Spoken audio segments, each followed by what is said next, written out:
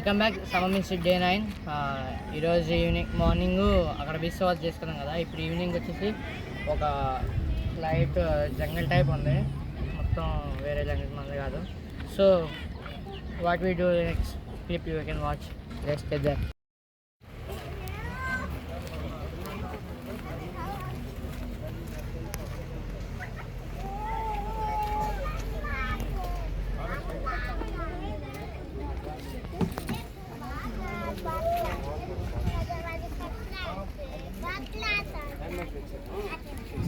Magic లో ఉంది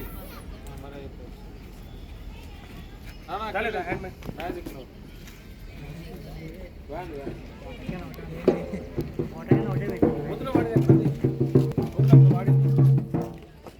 అలా వచ్చే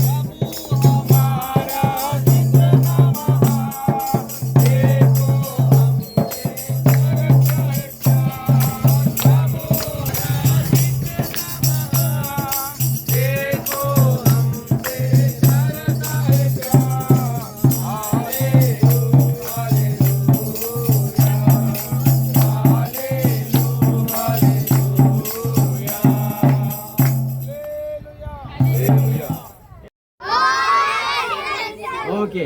ఫస్ట్గా చేతులు అట్టుకోకండి, ఇలా మంచిగా ఫ్రీగా ఉండండి. నో ఏమన్నా ఓకేనా? ఫస్ట్ మేము చేస్తాము, దాని తర్వాత మీరు గినా చేయాలి. సరేనా? చేస్తారా? మరి మంచి పిల్లలు చెడ్డి పిల్లలా?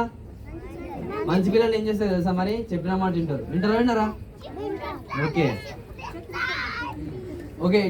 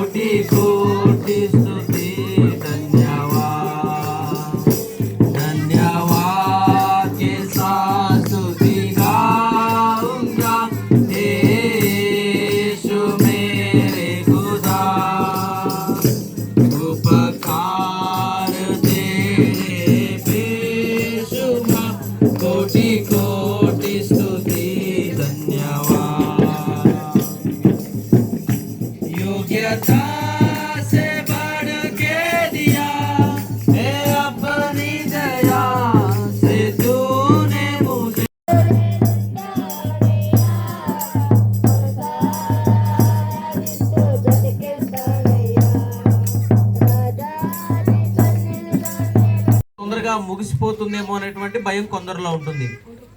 మరికొందరిలో ఉండేటువంటి భయం ఏంటంటే, నా కొడుకు, నా కూతురు, లేకపోతే నా తల్లి, నా తండ్రి వారికి ఏమైద్దో, వాళ్ళు అనారోగ్యంతో ఉన్నారు, వాళ్ళు బాధల్లో ఉన్నారు, వాళ్ళ కష్టాల్లో ఉన్నారు, వాళ్ళకి ఏం జరుగుతుందో అనేటువంటి భయం అనేది ఉంటుంది అన్నమాట.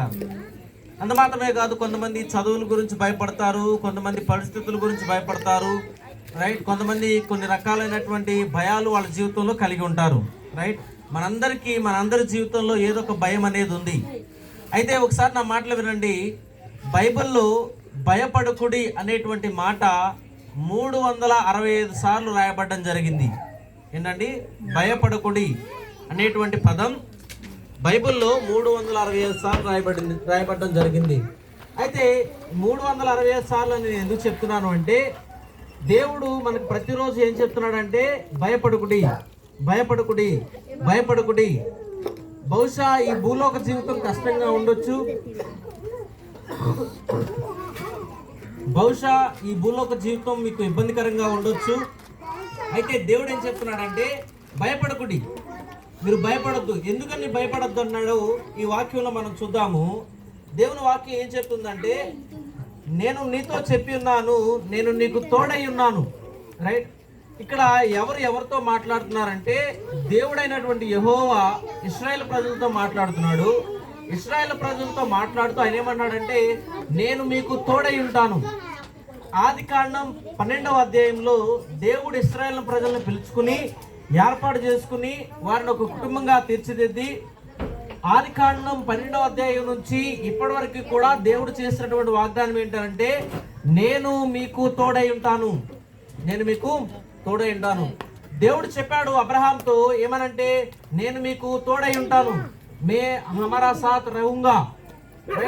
తర్వాత దేవుడు చెప్పాడు మోషేతో, నేను మీకు తోడై ఉంటాను. తర్వాత దేవుడు చెప్పాడు యెహోషువతో, నేను మీకు తోడై ఉంటాను. తర్వాత దేవుడు చెప్పాడు దావీదుతో, నేను మీకు తోడై ఉంటాను అని. అలా బైబిల్లో ఉన్నటువంటి ప్రవక్తలతోనూ, బైబిల్లో ఉన్నటువంటి యాజకులతోనూ, బైబిల్లో ఉన్నటువంటి న్యాయాధిపతులతోనూ, బైబిల్లో ఉన్నటువంటి రాజులతోనూ దేవుడు చెప్పినటువంటి మాట పదే పదే, నేను మీకు తోడై ఉన్నాను, నేను మీకు తోడై ఉన్నాను. ఒకవేళ దేవుడు మన పక్షాన్ని ఉంటే మనకు ఎదురు నిలబడేది ఎవరు? ఒకవేళ దేవుడు మన పక్షాన్ని నిల్చుంటే, పాత నిబంధన గ్రంథంలో ఇశ్రాయేలు ప్రజలు యుద్ధంకి వెళ్ళేటప్పుడు వాళ్ళకి సందేహం ఉంది, మేము యుద్ధం గెలవగలుగుతామా లేదా అని. అప్పుడు దేవుడు ఏం చెప్పాడంటే, మీరు ఊరకనే నిలిచి చూడండి, నేను కార్యం చేస్తాను. మీరు నిలబడి దేవుడు చేసేటువంటి కార్యాన్ని చూడండి, నేను చేసేటువంటి కార్యాన్ని మీరు చూడండి, జస్ట్ చూడండి, మీరేం చేయొద్దు. అందుకనే పాత నిబంధన గ్రంథంలో ఏమని రాస్తుందంటే, యుద్ధము యెహోవాదే, యుద్ధము యెహోవాదే.